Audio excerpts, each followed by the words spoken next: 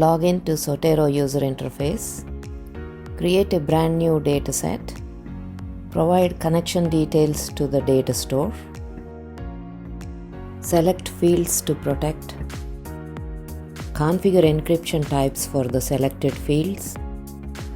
Kick off bulk encryption process which performs encryption of the configured fields.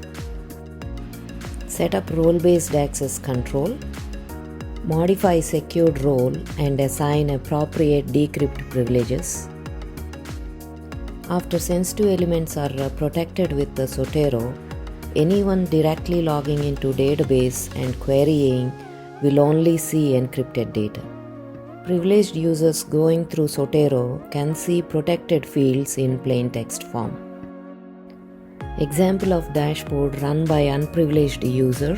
You can see fields are in encrypted form. Same dashboard as privileged user. You can see fields are in plain text form.